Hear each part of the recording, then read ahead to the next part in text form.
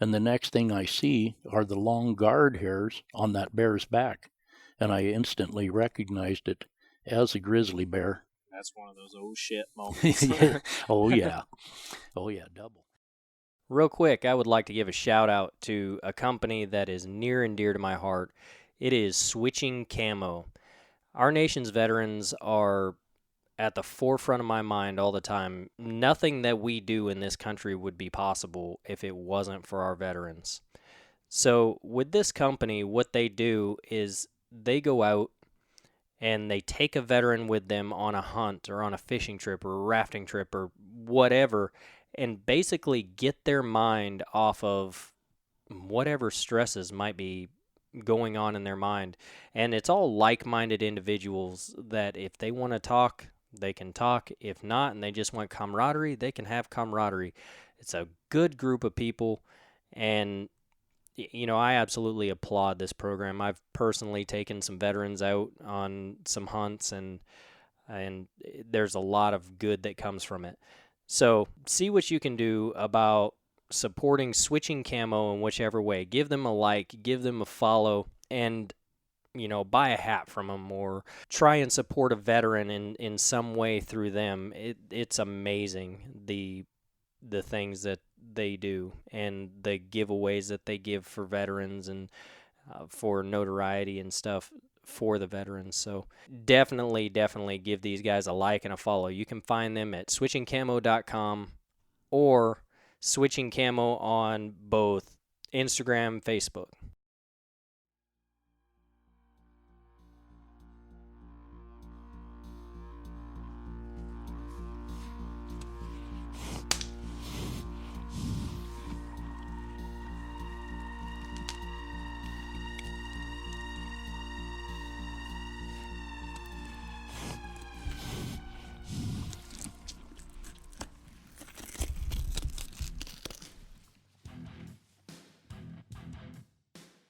Well, folks, the time is here. I've got Billy Hill. He's infamous throughout the Montana world for a grizzly attack back in 1985, but that's only part of what we're going to talk about. And I'm extremely excited. I'm up in Trout Creek right now at Billy's house, and we're getting ready to nail this thing down. And just so you know, the podcast is only meant to be kind of a teaser. We've got a lot more going to come on this whole situation, and you will be amazed about how much information and just the level of crap that came with this whole situation. So definitely, I'm going to keep you guys apprised of everything, but we've got a special project that we're going to work on, and it's going to be great. So without further ado, Billy, why don't you go ahead and introduce yourself, give a background of yourself and just everything. This was a pretty famous case in Montana and probably in several other places. So why don't you give a background on yourself and the outdoors and everything like that, and we'll go from there. Yeah, there's quite a background. By the way, my name's Billy Hill. I've been on this ranch. I'm 72 years old. I've lived on this ranch since I was 1 year old. My grandmother came to Trout Creek, Montana in 1903 as a 2-year-old girl in a covered wagon.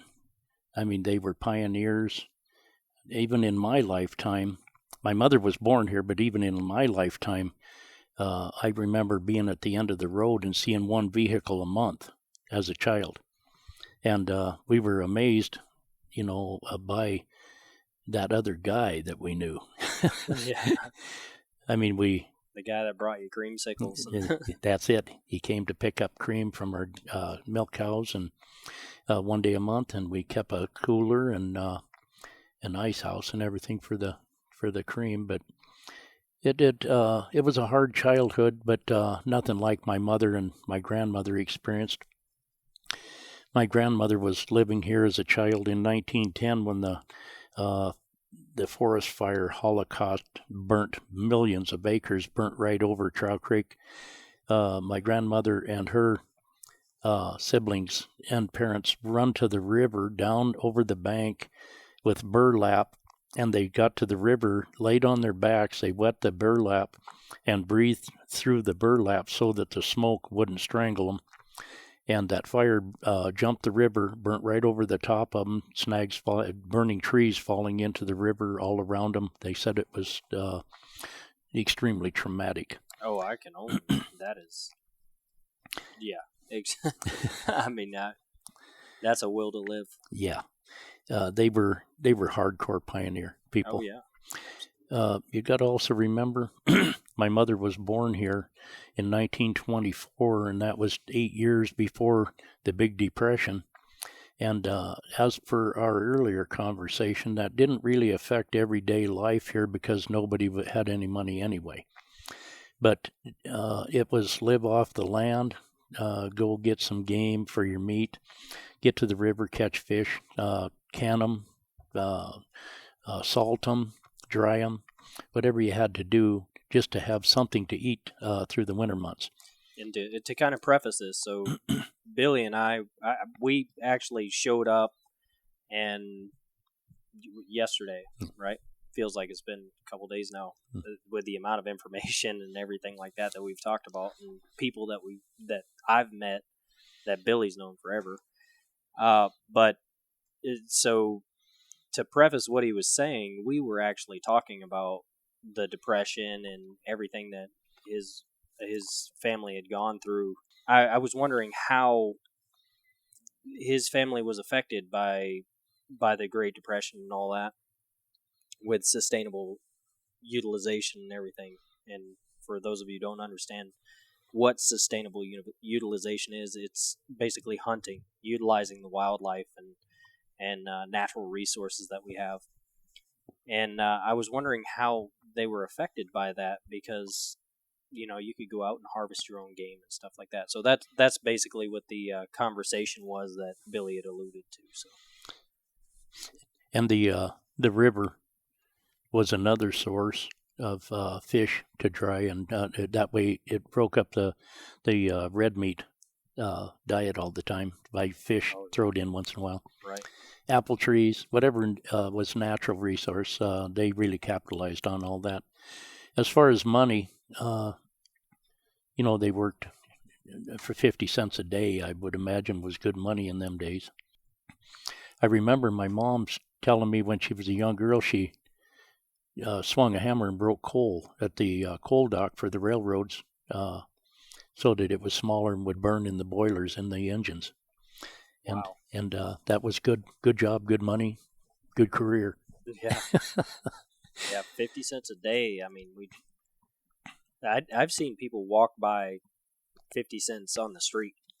So 50 cents a day, that was really saying something. People were willing to work all day for that. Just in my lifetime, when I was 12, 13 years old, I remember bucking bales in 100-degree weather for $1 an hour.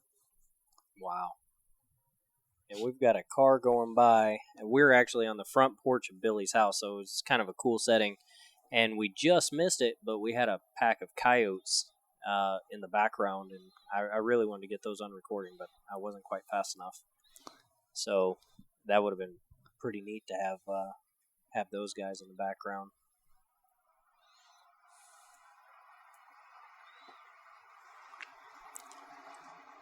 Yeah, we've probably seen 5 vehicles the entire day.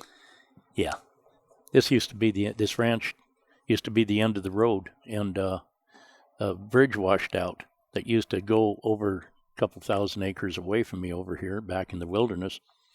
So they came and did the big please, Edna,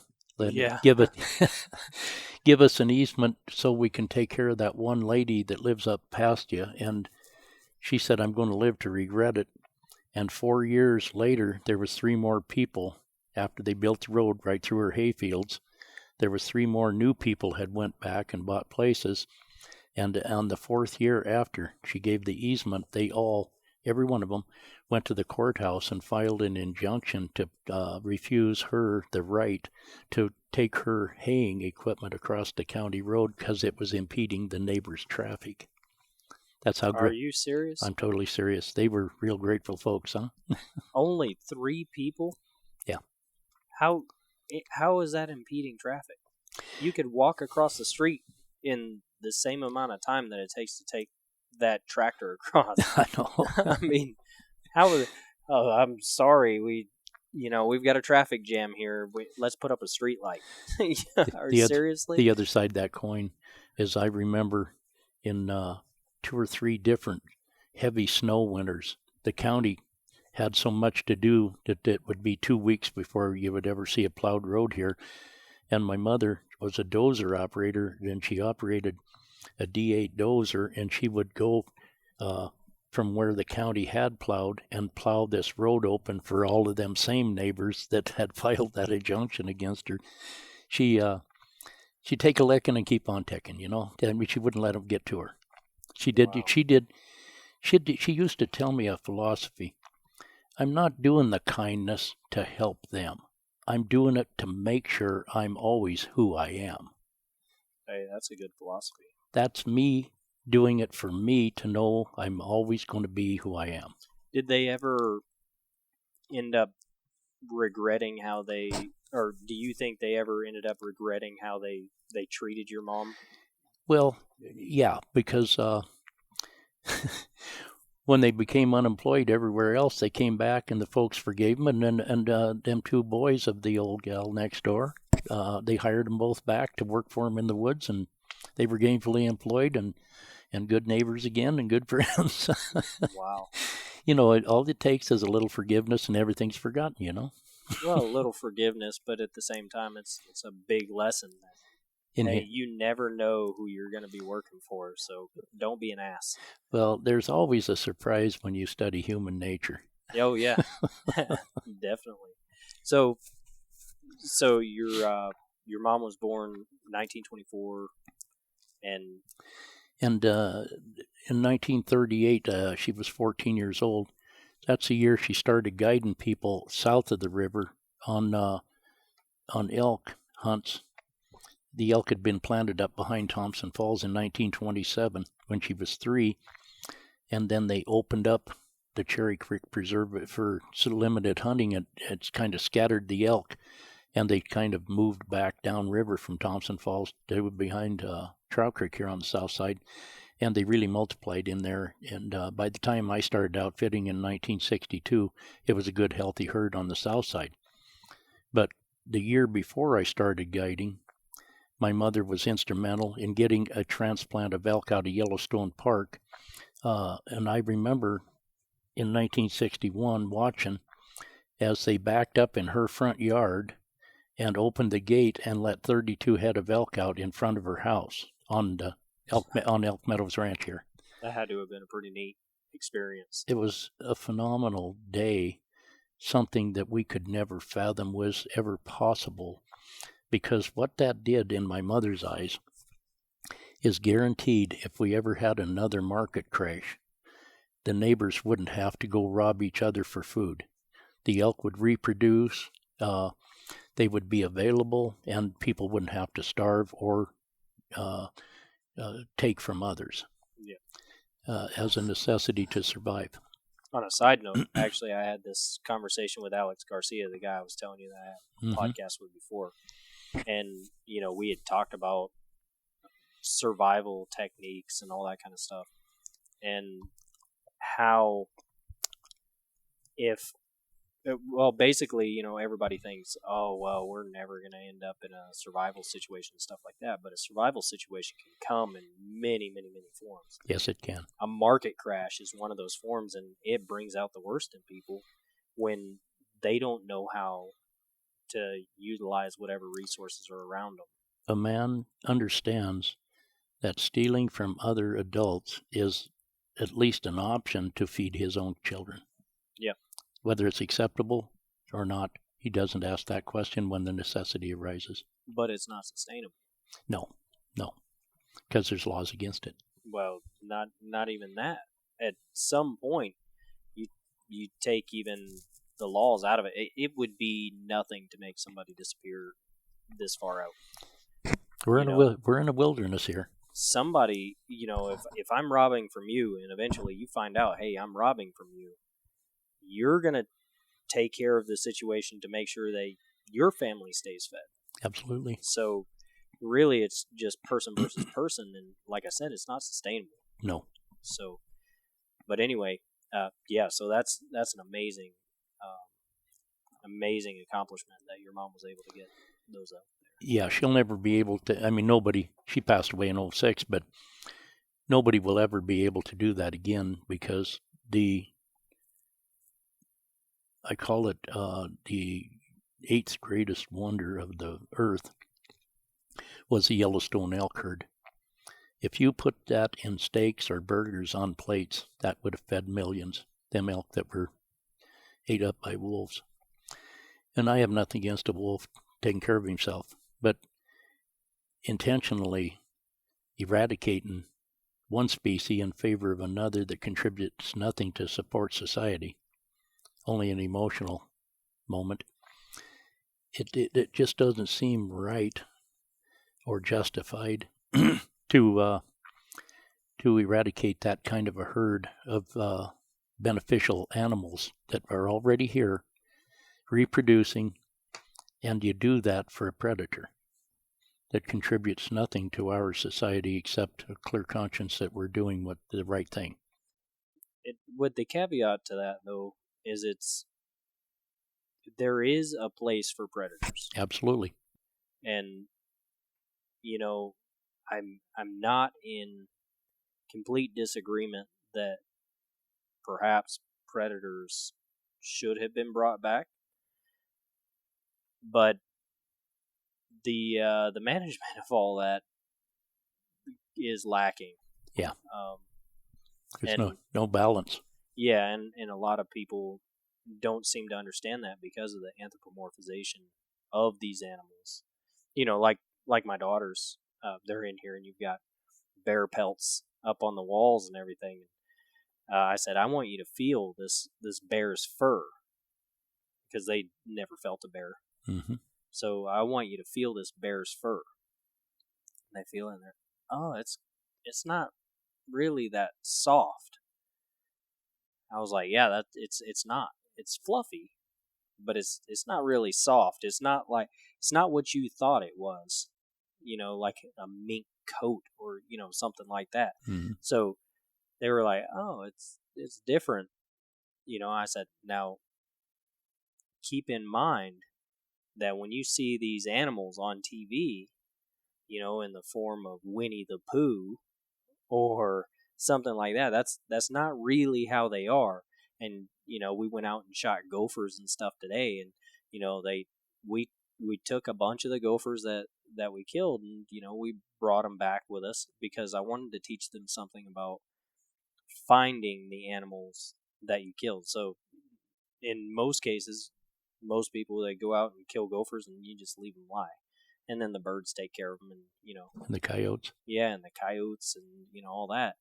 But I wanted to teach them something about, no, you hunt until you find the animal, because you owe it to the animal to find it. Absolutely. And they got to feel the fur of the gopher. I said, that gopher is is more fuzzy and soft than that bear is. And I wanted to teach them that, just so it could kind of work that anthropomorphization out of their head a little bit, and so they're aware of what's going on, so they can realize that they're being manipulated. But going back to it, yeah, the whole wolf thing and stuff like that, maybe there was a need at some point for the wolves to be brought in, but it needed to definitely be managed right away. And it's pretty rough that the court systems are the way that they are. And going to your situation, you were attacked by a grizzly. And we're dealing with the delisting of the grizzly now, and a judge in Missoula just decided, nope, we're not gonna uphold the hunting season that was federally allowed. So it's It's crazy. It's the anti-gun, anti-hunt environmentalist approach that's almost under a liberal umbrella anymore. I've studied politics, studied policy on game management, and you'll find a protective field of people that defend no hunting, no harvest, and I see the same people talking the same subjects at different political rallies in the state of Montana. So I think that it's almost come down to party line out here. One party hunts, the other party don't. It's just getting to that point, and I'm sorry to see that, because there's so much opportunity in the wilderness, whether you kill something or you don't. You go out there in that wilderness and you challenge yourself, and you learn more about yourself than you will in any other environment that I know of. That gives you serenity, quiet. You challenge yourself, you come away with satisfaction on all them accounts. And if by chance you do harvest an animal, you get to weigh all the benefits, and it even challenges yourself if you want to take the life of that animal. I mean, you go through it all. Oh, yeah. And if you answer the questions to justify what you've done, you'll go do it again with the proper mindset, and you'll come away a better person. Oh, absolutely. And that's one thing too. Like with my girls, I was asking them, do you want to go shoot gophers? Yeah, I want to do it, because they want to do what Dad's doing. They don't quite understand why, and then you chimed in with what these gophers are doing to your livelihood. That's detrimental.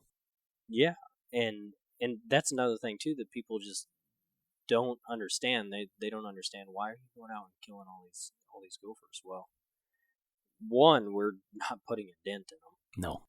And two, I mean, they're just horrible for livestock and, well, even wild animals. Wild animals step in the holes and stuff like that, break their legs and all that kind of stuff. But your equipment, it plays havoc on your equipment.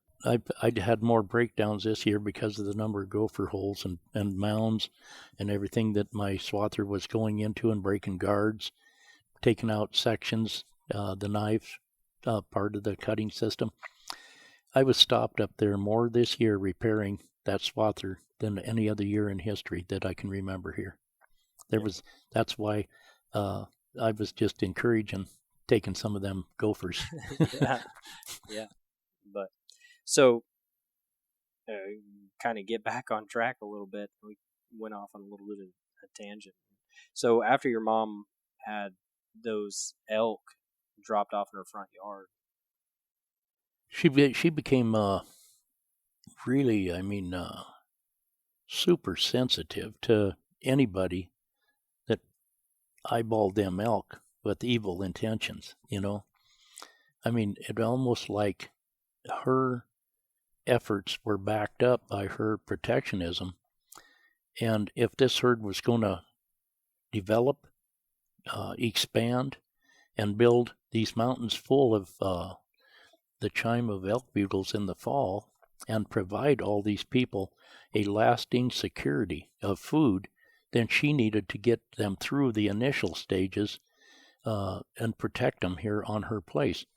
And that's why the name of this ranch is Elk Meadows Ranch, as after them elk were put here. After the elk were put here, she just vehemently defended them. Against her own children, even if they looked at one of them elk. She came alive and she said, "Don't you even think about it.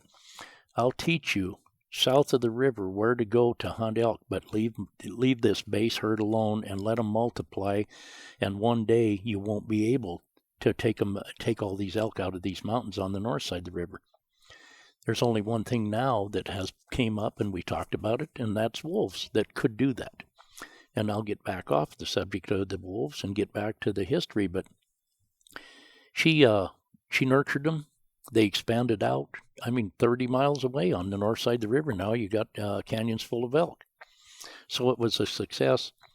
In 1996, we had so much snow here that it was devastating to the wildlife. There was herds, 30, 40 in a herd, found dead, starvation. Wow. But she still had that protective attitude towards this species that she loves so dearly.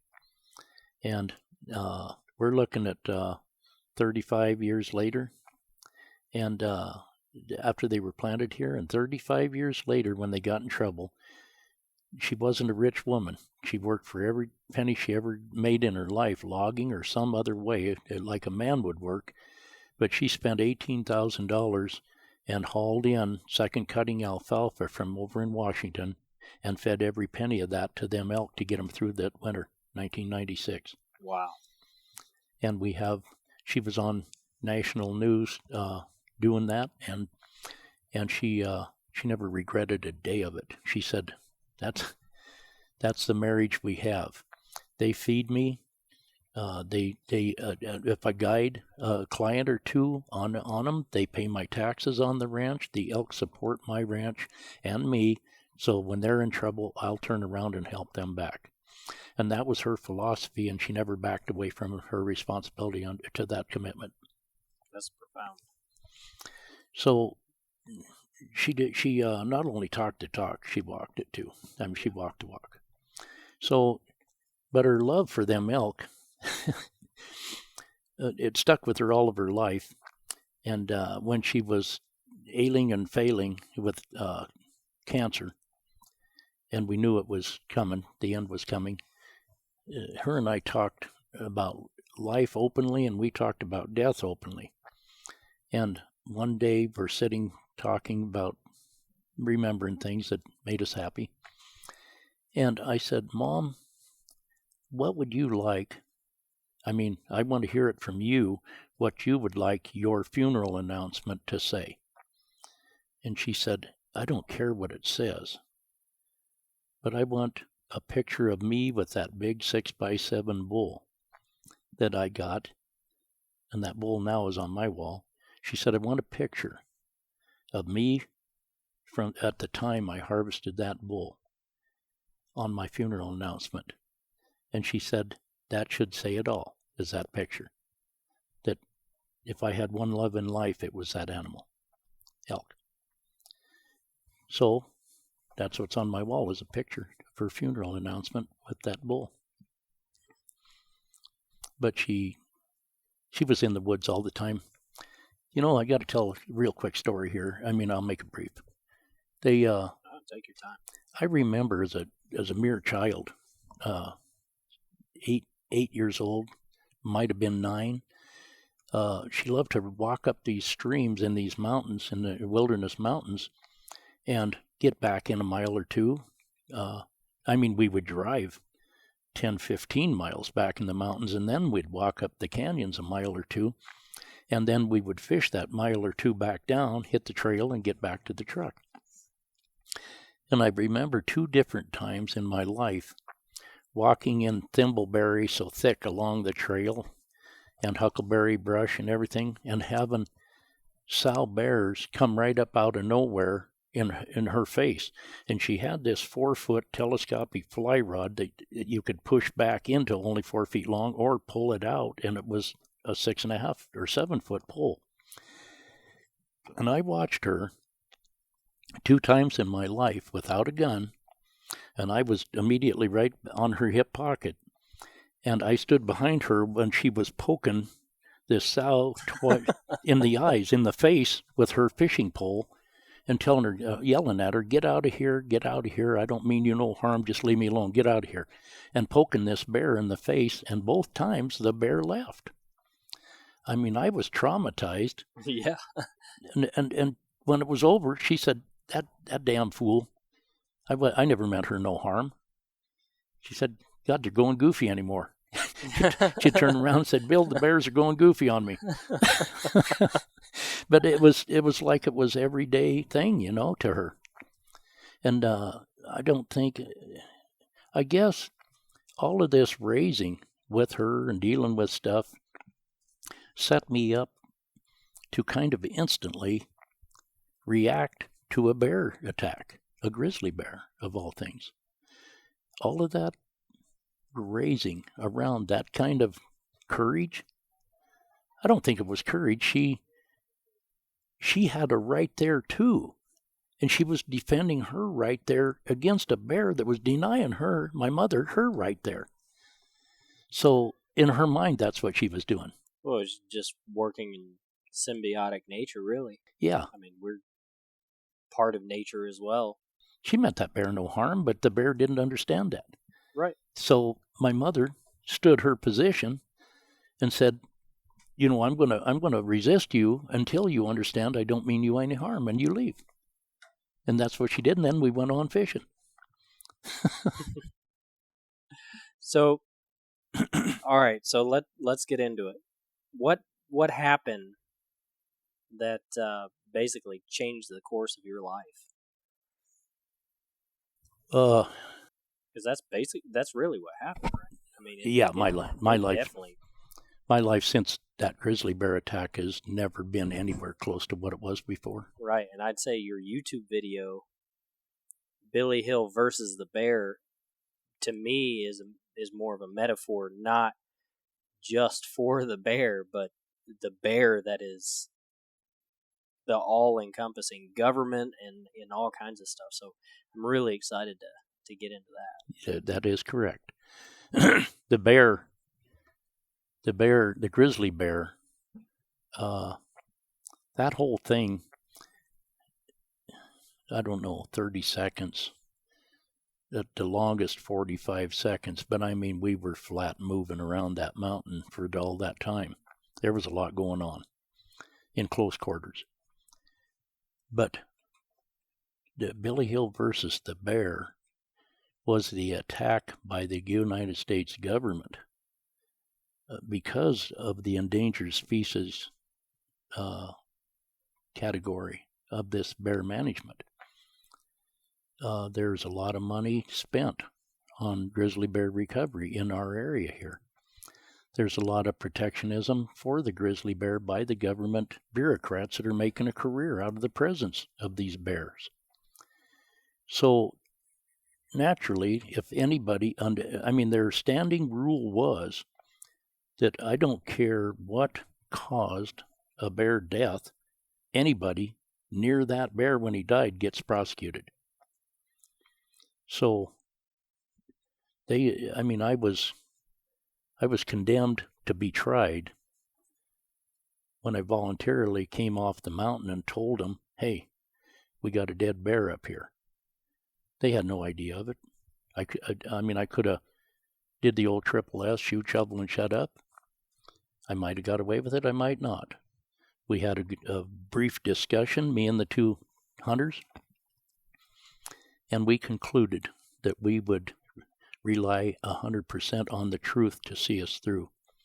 And in hindsight, it did. The truth was the bare fiber that maintained our innocence all the way through the thing. That's what people kept coming back to. Why would they come down and tell about a dead bear that nobody knows about up there on the mountain if they did something wrong? Right. If they had criminal intent, why would they come down after the bear died and tell everybody that it was up there and then go back at 10:30 at night with an injured eye? And I found the bear in the dark up there again at night, 4.5 miles in.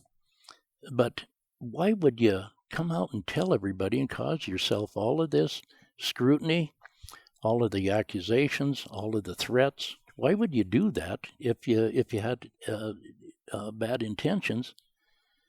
Especially when I had a legal tag to hunt a grizzly bear the year before, and I had declined. In the end, I just wanted the tag to show that they had them hunted here in that year.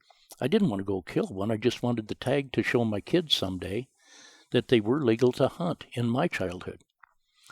Let's go back a little bit to another incident.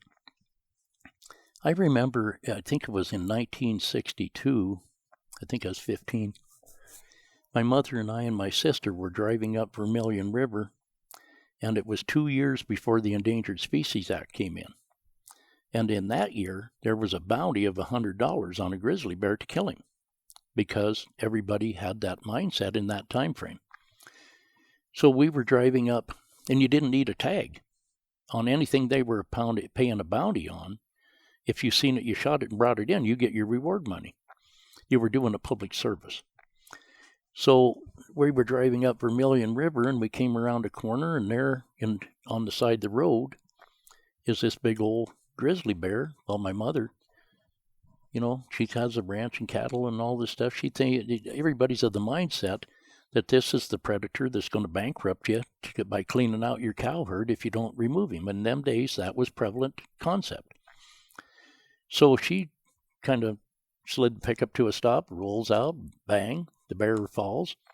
We load it up, take it to the sheriff's office, and they write her a $100 check. She got her bounty for the bear. She did a public service in the public eye. She had done a public service in the public eye on that. And I might be the only man alive, at least in Sanders County, that can say he witnessed that happening legally. And it's ironic that I would be the one that a bear wounded by the government would come to my camp and find me and attempt to eliminate me. It's kind of ironic because of all these contacts through my life with them. And I'd never had a conflict, never heard a bear, never had any desire to really hunt one. I had helped Dr. Charles Jonkel out of University of Montana by telling him where I'd seen bear tracks, grizzly bear tracks in these mountains. While I was out guiding, I'd call him and tell him he was a decent man, and he was well-grounded, and he was there for the species, and he wasn't anti-human. He knew they had to get along with each other. They had to coexist. And I think that's what's wrong with management problems now. They're saying there's too many people and too few of bears. So 100% they go for the bear, and the humans have no rights anymore. That's going to spell the destruction of the species if they keep it up, because you've got to be on parity. Mm-hmm. You've got to have human rights. At the same time, you've got to defend the bear. And if you don't give both equal balance, people are going to learn to resent the fact that you've put something in here where they don't have any rights if they get attacked by it. And they'll start shooting them and walking away from them, not saying a word. Yeah, absolutely. So what happened with the whole situation? What's the history behind the situation that you had encountered with your bear attack? Well, do you want the story from the start? Yeah. Okay, on September 21st, 1985, God, it seems like yesterday in my mind's eye, 34 years. How does time fly that fast? Pretty damn traumatic experience. Yeah, and it's never left me. It never will. It was so many different angles that come into your mind, even when you're working, when you're sleeping. You wake up saying, how come I never thought of that before, But I met them clients at 5 o'clock in the morning, Charlie Lanceron and Joe Skip from New York, and they were bull hunters. That's all I knew about them, and they wanted me to go see if I could bugle a bull elk into them. So I said, okay. So we met, and up the road we went. We got out of the rig, and we headed up a trail, and we get up on top of this mountain, about 4,500 feet elevation, and at the bottom of it, I had a private camp, because it was a section of private property. Plum Creek Timber Company owned it, that I had leased, and I had 9 of them sections leased, every other section through that area. So we walked up to the top of this mountain, and going up there, subconsciously, I seen a bear track in the trail, but I didn't see any claw marks, and it didn't register at all. until I think months later that I remembered seeing that bear track and saying, why didn't I know there was a grizzly up here?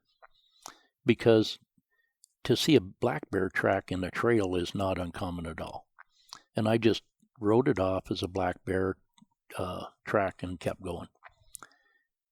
So anyway, we get up there and I come around on the north side of the mountain. I just tipped around and I laid a bugle out over the draw ahead of me. And I got an answer in there, maybe 400 or 500 yards away. And I hammered the bull right back, and he responded immediately again. And I said, "Okay, we're going to do some business with this guy. He's ready to engage." So I give him a little bit of, a full minute to move, and I hit him again, and he was closer. And I said, "He's coming in." So I set my hunters up, and I give it another 30 seconds, and I hit him again. He answered me, and I said, and I give them both the thumbs up, he's coming. And I give him another 30, 40 seconds, and I hit him again, and that time I got no answer because he was getting in about 200 yards from me, and he just stopped bugling. And nothing I could do ever got him to respond to me again. And I thought, what the devil? Usually, I've been outfitting now for 57 years, so that was 23 years I'd been outfitting at that time. A lot of experience under my belt, and I'd never seen a bull do that before. And when I convinced myself he wasn't going to answer, I gathered my hunters together, and I said, I've never seen that before. That's weird. So anyway, with that said, I decided a plan of action was I would go straight up to the top of the ridge and try to get above him using my air currents. I'd get up but the air was from him to me all the time anyway, so I didn't worry about the wind. But when I got up on top of the ridge, there was this head-high huckleberry brush, and we're easing our way along the top of the ridge to gain the advantage of being directly above the elk. And as we were walking through, all of a sudden I heard a ruckus, and so I stopped and turned around, and the first guy behind me was about 30 feet back, and the other guy was back there about 60 feet. And I, all sign language, I asked them, pointed my ears, "Did you guys hear that?" They said, "Yeah," and nodded. "Yeah, we did." And I said, and I pointed at them, and I said, "Was it you?" And they go, "No, wasn't us." And so I said, hands, palms to the air. I said, "What's going on?" And they said, "Over the bank." They heard it. So I immediately sign language, told them, "Get an arrow out, put it on your string." So they did. And so after they were ready, and I thought it was this bull that we were dealing with. So I get the calf call. I'm going to give a calf call so as not to challenge in case it's not a real mature bull, a big bull, but a little 2.5-year-old 5x5 might come in if he heard a calf or a cow.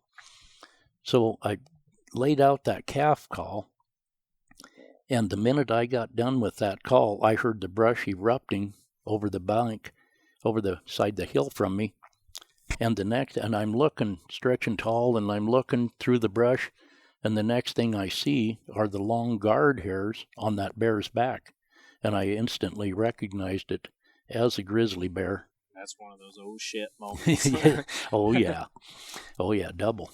Yeah. And there's a lot went through my mind in a matter of a split second. I mean, where am I at if I've called a bear in and he ends up killing one of my people?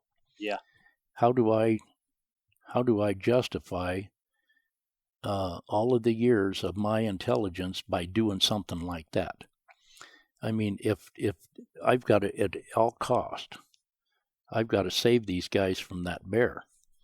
So I immediately yelled at the first guy away from me, 30 feet back. I said, "Grizzly bear, get on him, get on him." And because I thought the bear would be on top of Charlie Lanzarone, who was 60 feet back, because the bear was coming straight up the hill under Charlie. When I said that, yelled that to Joe Skip, the bear hadn't yet located either one of those guys. And when I yelled that, the bear located me. and did a 90-degree turn in front of Charlie Lanzarone and Joe Skip. I mean, he came running right under Joe Skip. But as he came running by, both of them shot the bear. And then he was past both of them, and it was just him and me. And I went over the side of the mountain to go downhill because I was 38 years old, in the best shape of my life. I knew that I had some technique in the wilderness, and I knew I had pretty good concept of the bear's strengths, and going downhill isn't his biggest strength, because it makes him awkward, uncoordinated a little bit when he's headed downhill at any speed at all. So, but I mean, on my third jump down the mountain, that bear had come 60 feet from Lanzarone, and the 3 jumps that I'd made, he had closed all of that and run right over the top of me, knocked me down, and he somehow got a hold of me, got on top of me, and he was trying to bite me, but he couldn't because his jaw had been broke off 93 days earlier by the grizzly bear recovery people who had negligently left him hanging in an Aldrich leg snare, a cable around his leg for 10 days and nights, never even went back. The bear didn't have any food, no water, and for 10 days and nights. And then when they went back to check their snare, here's this bear that was so damaged that he would never recover. He was instantly recognizable as a public hazard. Their guidelines, their regulations demand you euthanize something that is a public enemy. You don't want some 10, 12-year-old kid on his first fly fishing trip up one of these creeks encountering this thing. Well, not even a public enemy issue, but damn, just a quality of life. I mean, that bear couldn't have eaten. Well, absolutely. To euthanize him would have been a mercy act. Yeah, exactly. An act of mercy for him to take him out of the torture they had put him in. Right, absolutely. That's ridiculous. So, but that was all unknown to me at the time. I think when we went back up that mountain in the dark and I found that bear, that's the first time that I realized that he had a collar on and a yellow 6-inch flag in his ear. Yellow. Now, who don't see a yellow flag? Well, when you're not really concerned about yellow flags, you're concerned about this big-ass animal coming at you. Yeah, but I'd never seen any of that when the encounter was unraveling. So anyway, I got away from that bear that time, and I remember running again down the hill in 15-foot jumps, and he run into me again and knocked me down, and that time he went over me, and I remember sliding down that steep mountain on my back, and the bear was sliding down the mountain on his belly below me, and he had his hands moving trying to gather me in, and he ended up doing that because I couldn't stop, and I was sliding faster than he was, and I slid right back in under him. And he went to work trying to bite on me again. And so anyway, I remember that time he was coming up on top of me, and I was fending him off with both feet, and he was trying to climb on top of me, but I had my feet, and I let him come in close to me where I had strength in my legs, and I kicked as hard as I could, and I kicked that bear so hard he did a backward somersault down the mountain, and I rolled over to the side and went sideways and down to get away from his angle so that I wouldn't be running into him, and that darn thing run around the mountain and got me again. But when I got out from under him that time, and was running, and I felt him coming right, I mean, I could hear him coming right behind me. I was in mid-jump. I would jump and go down the hill 15 feet at least each time. And when I was at the height of my jump, I went by about a 3.5-inch lodgepole tree. And as I did, I grabbed it with my right hand, and it swung me around the tree, and I had to I had to come down as hard as I could with my left foot to stop. And right when I stopped, the bear hit the ground right in front of me on the other side of the tree. And by that time, he had been shot by Charlie Lanzarone and had cut off a big artery in his heart. And when he hit the ground and compressed, his chest, right 8, 10, 12 inches in front of my face, all of the blood in his chest cavity blowed out and directly into my face. Oh. And I couldn't see. I didn't know where he was. I hear this racket, and I'm trying to clean my eyes out, and it wasn't working. It wasn't cleaning up, and I didn't have any visibility. And finally, I jerked my shirt out of my pants and wiped everything out to where I could see, and I couldn't see nothing. The noise was over. The bear was gone, and I'm standing there, now able to see. I said, "What just happened?" Yeah. You know, that was my initial point of saying, "Wow, I might have survived." What did I survive? I mean, where did that come from? So I run back up the hill, and I'm just showered in blood, just a couple eyeballs out of a blood clot is all I was. And I run back up to the two guys with bow and arrows, and they're just white. I mean, they're looking at me. Yeah, with that blood all over you. Yeah, they're assuming that I'm going to die on them, and they don't know where at in this wilderness they're even at. I'm the only one that knows where we're at.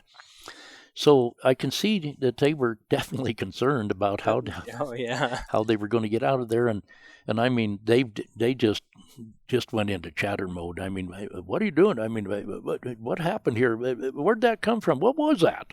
You know? And I said, calm down, because I don't know if I can handle much more. Let me take a second. I don't have the answers, boys.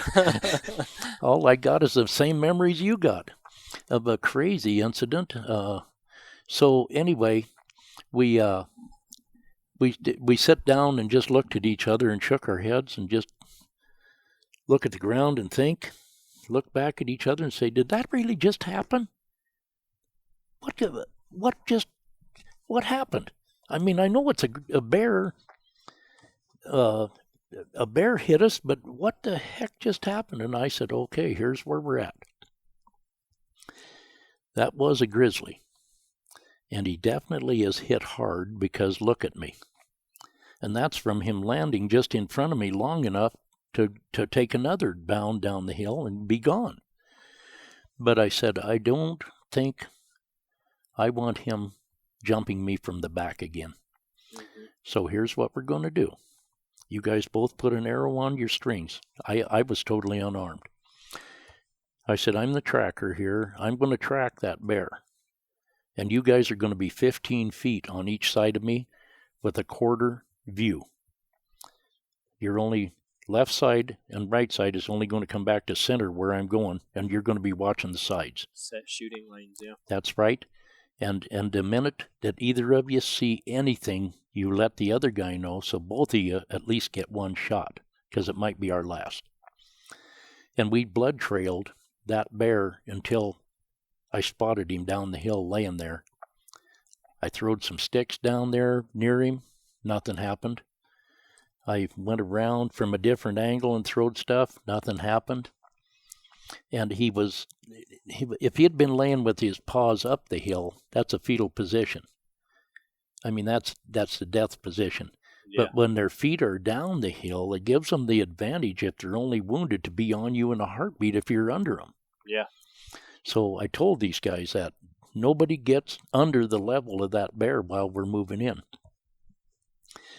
So anyway, I've often said, with all of the horror stories in Alaska about guys with rifles going in after a wounded grizzly bear as being crazy. In hindsight, I think that me totally unarmed, them guys only with primitive weapons, I think all of us were a little hasty in what we did. But we blood trailed that bear till we found him, and ascertained that he had died. And then we sit down And I mean, that's when I got nauseous thinking, what if he had killed one of my clients? I could have been held accountable in a court of law for the death of this person. So it never dawned on me that there was foul play involved until I'd been charged with killing an endangered species out of season. And anonymously, I get a copy of the capture report on this bear by the grizzly bear recovery people, the Montana Fish and Game people. They all had been part of this capturing that bear, breaking his leg. He had broke his jaw in 14 places. He was so enraged he had chewed off one testicle. It was gone. So before we get into all that, though, what did you have to do after this attack and you got back? Well, we had a talk right there with the bear laying beside us, and that's when I said to my clients, I believe that we're in for hard times, because they want to make examples out of anybody. And if they prosecute anybody in the death of a grizzly bear, it's good fundraising publicity. Give us more money, we'll prosecute these kind of people to the limit. So I said, we are going to be really taken to task and raked over the coals, falsely accused. We're going to get the full meal deal from the law. So, do we walk away and roll him under a bush and just go about our life? I said, there is a chance that somebody will find this bear. And since we have time and the truth is on our side at the moment, let's go down, let's call the director of the Fish and Game Department, and let's tell him the whole story. And we'll get an investigation, and when they determine that we are telling the truth will prevail, and that'll be the end of our problem. I had no idea that politics was just about to enter the scene. What did your clients say about the idea? They didn't want to go forward with a big ordeal because they both were lab technicians with IBM, and consequently, both of them, just by being accused, got fired from IBM. Oh, wow. Yeah, they lost their careers just from being accused, which they were later exonerated. And it amazed me. I thought you had to be guilty before you deserved to be punished. They had to ascertain that you were guilty of something before they administered punishment. Interesting thing about that, though, I've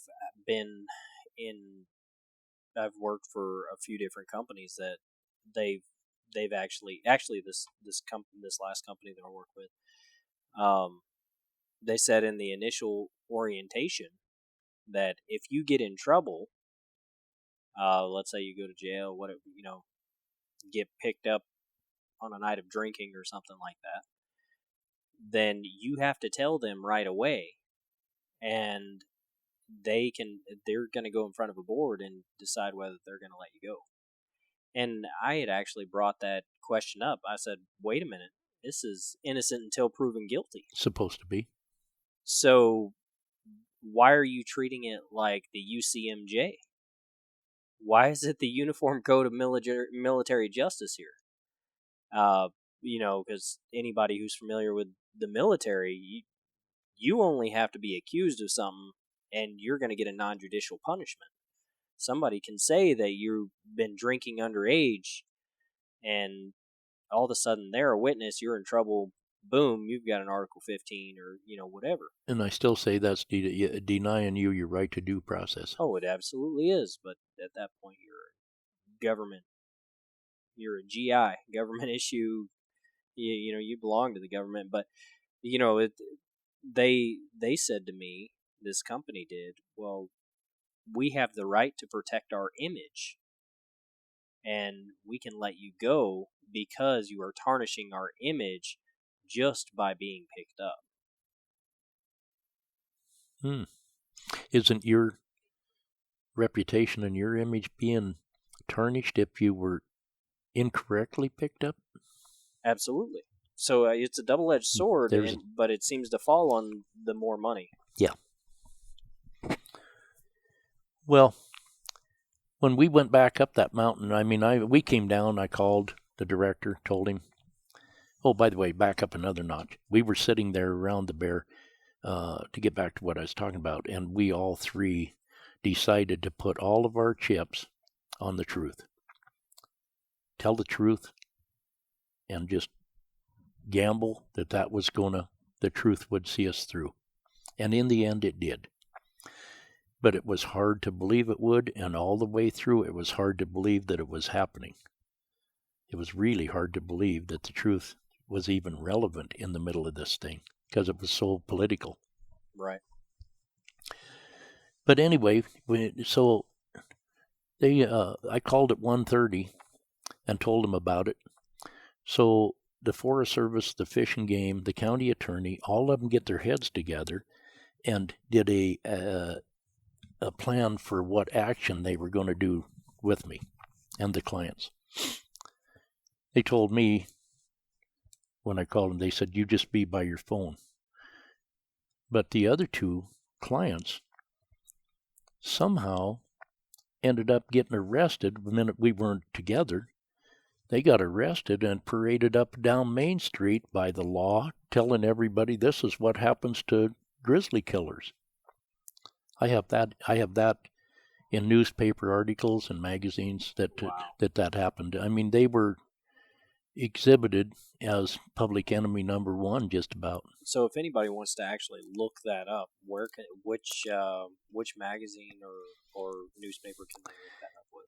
Oh God, a lot of years. I think it was in several of them right after the initial arrest. I think Sanders County Ledger. Sanders County Ledger. And possibly even the Missoulian. And I think possibly in an article that the secretary for the Outfitters Association, an article that she wrote, might have had that in it.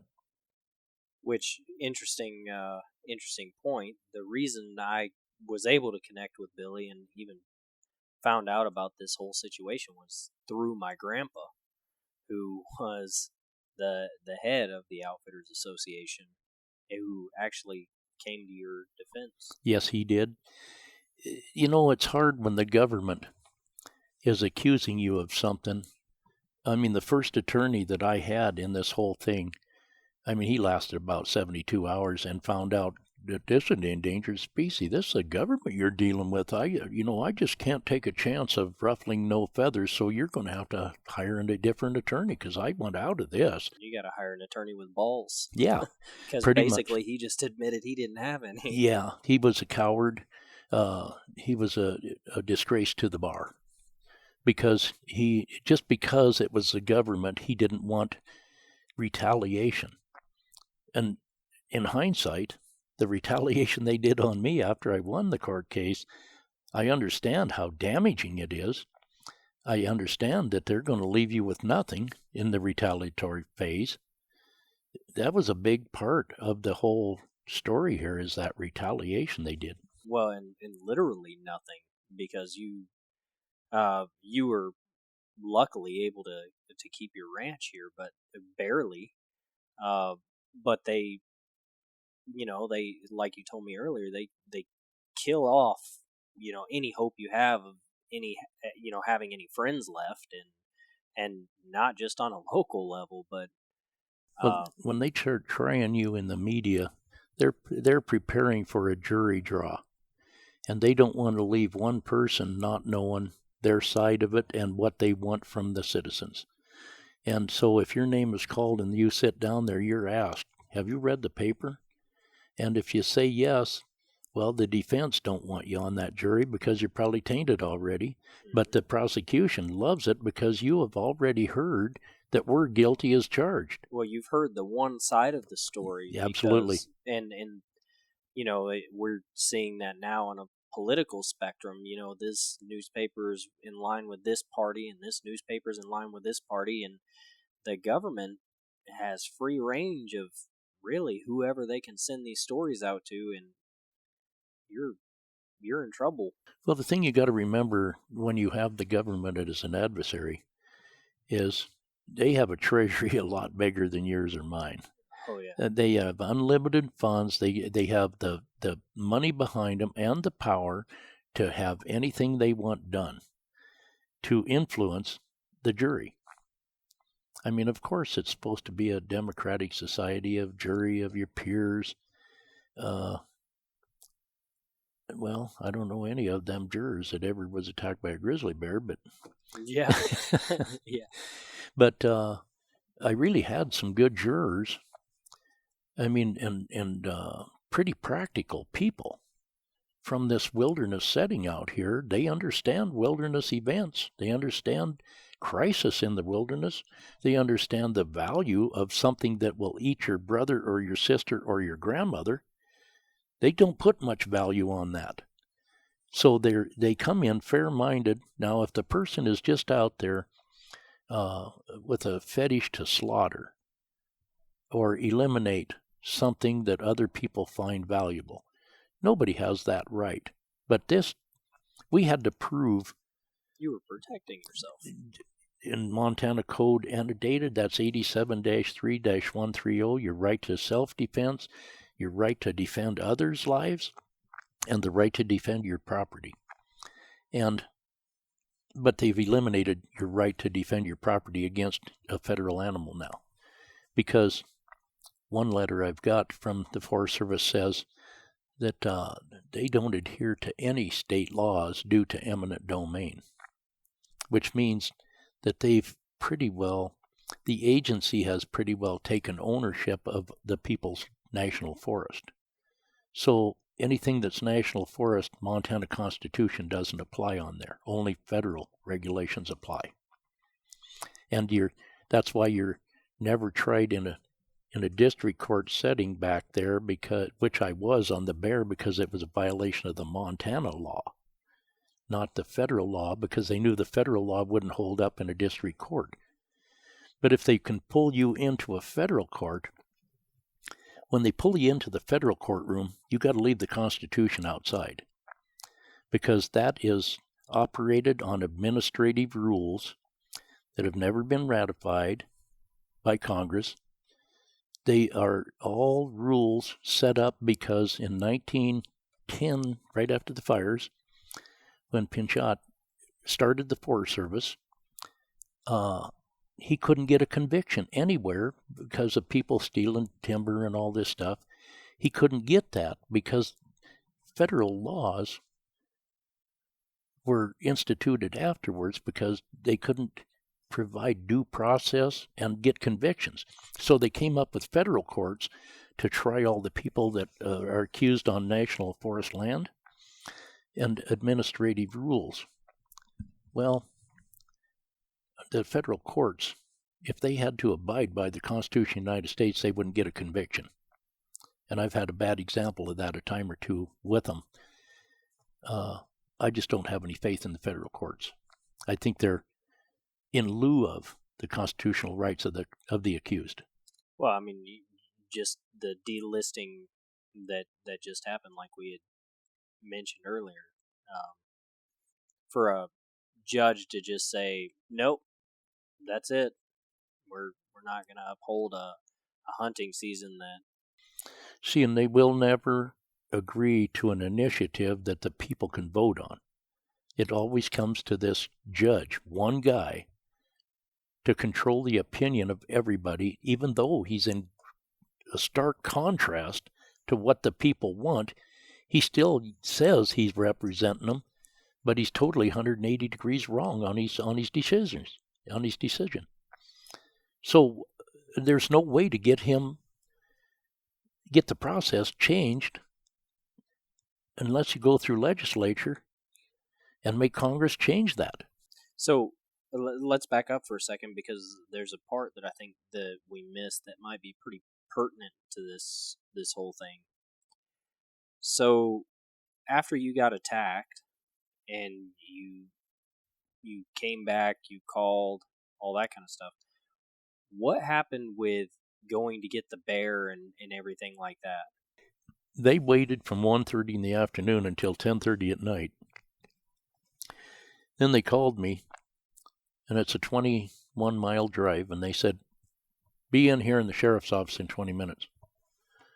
And I said, well, who's going to pay the fines? Because that's exceeding the speed limit. Well, you better be here in 30. I said, well, I could probably do that if I get off this phone. So away I went, and I got in there, and they were going to do a tape-recorded statement from me. And by that time, I'd went into defense mode because they had already been up the mountain, and we'd brought the bear out. Even though they had left the carcass up there, the emaciated carcass, they didn't think that that was important to a that was the part that I was getting at, that I thought was really, really pertinent to this whole thing. Yeah, when they left that carcass, I concluded there was some skullduggery going on, that they were leaving that carcass there. I didn't know yet that they had been responsible for the damage to that bear. That came later, of who was, but I knew the bear was damaged. But I thought, I didn't have any conclusion of how it happened. But when they left that carcass there, it made me suspicious that they did. They knew. So when we came down with the hide in the head, they took it to Thompson Falls, and they put it in a plastic bag in the boiler room at the courthouse. And by trial date, it was just a bag of rotten flesh. You couldn't get near it. Oh yeah, that would be. I mean, this was a valuable bear hide that they treated like it was just garbage. Well, it was a valuable piece of evidence that. And they did. That's pretty damn shady, it seems like. And the same people failed to preserve that evidence. So, I think 3 days later, I'm sitting at home thinking, they've arrested us, and they had me come in, and I walked in, and in the back of the sheriff's office, in the sheriff's main office, the game warden was sitting back there with 2 federal agents. And I walked in, and they said, have a chair. So I sit down, and the game warden says, he's got a recorder in front of him. And he said, is it okay if I record you? And I said, oh, please do. So he turned his recorder on, and he said, well, we just will get started. Are you going to give a statement here, Bill? And I said, well, go ahead and start. So he started, and he said, this game warden, Chester Lamoureux, and I'm here with game warden Tom Lemke and federal agent Braniff, I think was his name. And we're here going to get a statement from Bill concerning the death of grizzly bear Borax 14. And he said, now, Bill, would you state your name? And I said, William R. Hill. Address, Box 14 to 71, Truck Creek, Montana. Okay, now, speaking of this bear, and I said, wait a minute. I said, before we go in any further, do you have intentions of charging my 2 clients in the death of grizzly bear 14? So wait, where did the name of the actual bear come from? I actually know, that's a whole big story. But if you want to get in at this time, let's go. Yeah, let's get into it, because just calling where the hell does that name come from? Well, there's a mining company called U.S. Borax Mining Company. The district ranger of the Cabinet Ranger District on the Kootenai National Forest was, in cooperation with the forest supervisor, Jim Rathman, was extorting $154,000 a year per bear per mining company. Why do you say extorting? Because I have it in writing that they were receiving this amount of money for these bears before they were allowed to even be in competition for any mining permits in the Cabinet Wilderness area, and where all this silver is. So these mining companies, so they were paying ahead of time, basically, for these mining permits. they were paying in the way of Pay. supporting these bears. Pay to play, and they stood to gain mass fortunes from the silver. But the Forest Service wasn't letting them go in on and file claims and work them claims until they'd paid this money to support the grizzly bear bureaucrats that were out there making careers trapping and injuring endangered species animals. So each time that one of them would pay up, they'd get on a bear, they'd get to put their name in the bear's ear or on the collar. And that's why this bear was U.S. Borax 14. Now, in them days, there was a Sarco mining company was in here. Hecla, today Montana ore is in here. There's been a lot of Canadian and U.S. mining companies roll these deposits around in ownership a lot over the years. But at that time, the only bear I seen personally that had a mining company name on it was this one. But I heard about it through some people that knew and worked the system up there with the bears or with the mine. It'd be interesting to find out how many of those bears are at. Well, the fact that it's 14, I would assume is the 14th bear, but it would be interesting to find out how many of those were actually were actually sponsored bears, and get a full cost analysis for how much these agents, these trusted government agents, actually extorted. I would like to come at it from a different direction and find out where the money was legislated or whatever to pay these bureaucrats. No kidding. I mean, if it was all pay-to-play money because legislature denied them funding, then we got a whole different bag of worms. Right. Well, where was that money actually devoted? And there should be a full accountability financially for what that money was being used for. They should show collection records where they collected the money and where they earmarked it. Yeah, absolutely. But I think if shady operation always has the ability to destroy records too. So, but I know for a fact that they were getting money from the mining companies, or the mining companies never got their operating plans, never got their permits. Wow. Really? That is. So what happened with this failed project? If the mining companies contributed all this money, $154,000, and still didn't get their permits. Each bear. Yeah. And still didn't get their permits. You see, and I don't know any in depth. I mean, was it just the one mining company paying for each bear, or did all the mining companies have to pay for each bear? I don't know all the criteria. But at the same time that they were doing trapping of the grizzly bears in that wilderness, they would allow the mining companies to use helicopters to go in there, which is against wilderness regulation, and do mining. They're not supposed to be able to fly over wilderness areas. They were setting down, supplying these drill rigs, the whole thing.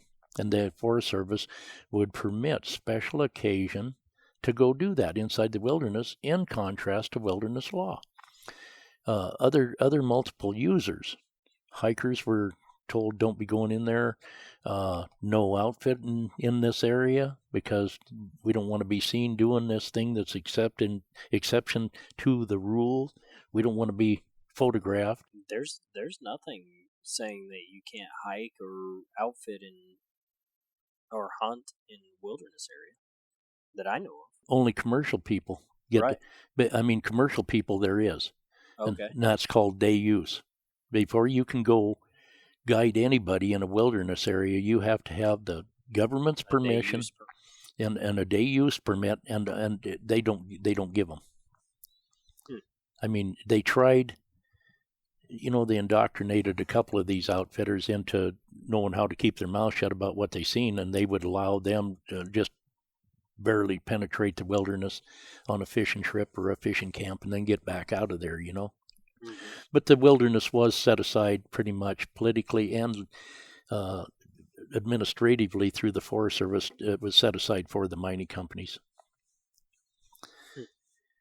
And you'll see in my documentation, I was in direct opposition to that and trying to get the recreation people back in this area that was set aside for recreation and people to go in and see it. But you get a wilderness, there's so much that can go wrong to somebody that is the first-time visitor. Oh, absolutely. Yeah. So there expresses and clarifies and identifies the need for professional people that go in and out all the time, know the drill, they know how to stay alive, they know how to keep from getting hurt, and they know how to protect the client. There's a definite need for that service.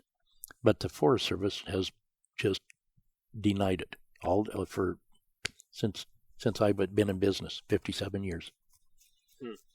Wow. And the old statement out here in Montana among outfitters is that when you make an area, a wilderness area, you just created an area with no value. It's a dead zone. I don't understand how you justify no value, but it has no value to the general public needing assistance from the commercial outfitter. I mean, the guy can go in there and fall off the cliff, get ate by a bear, and nobody will ever know it. It'd do something stupid, right. That's going to cost him his life or something, and nobody will ever know it. But the government, when they decided that the minerals were going to rule the day on permit system in here, the minerals come first. We got to eliminate everybody else that's going to cause us a political problem. So we don't need them in there looking around, taking pictures, coming back out, exposing the pictures, telling their story, and causing us trouble. And that was pretty obvious all up and down on this side of the Cabinet Wilderness area. Everybody knew that was it was dead zone to us because there was never a day that we could ever expect to be able to utilize that wilderness setting. Wow. Well, we're running down to about 15% on this battery pack, and we're at an hour and 20 minutes. So we're gonna cut this thing, and we'll do this in a 2-part. But the next part of this is, if you have any trust for the government, hopefully you start to question the reason that we actually have the U.S. Constitution. Because what happens next is it flies in the face of everything that you're taught about the Constitution. So let's cut this as the first part, and then we'll do a second part after that. Excellent. All right. Sounds good.